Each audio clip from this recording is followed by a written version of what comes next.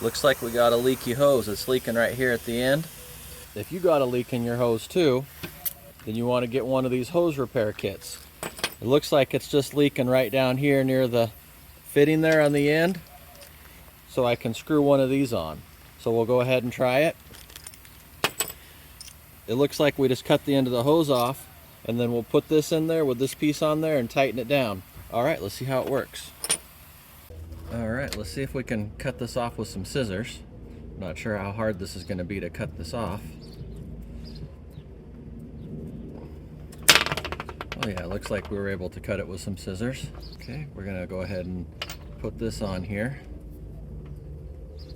Probably need to loosen that up a little bit. Or at least close to all the way off. Let's see.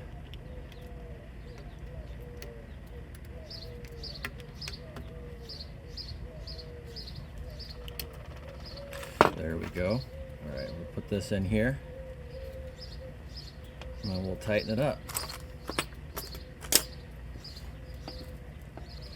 Try and tighten it evenly.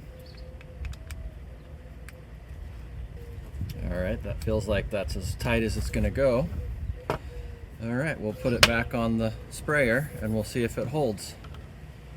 The problem is when you put the sprayer on, it stops the water from going, so the water builds up right here. So we'll see if this can hold up to the sprayer.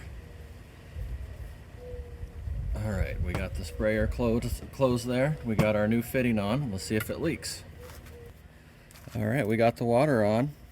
It looks like it's holding up pretty good. You can see there it's putting a little bit of pressure on the hose there, so not sure how long it'll last. I might need to get a new hose, but in the short term this will work great. Quick fix for a hose with a leak in the end. And it comes with another one too.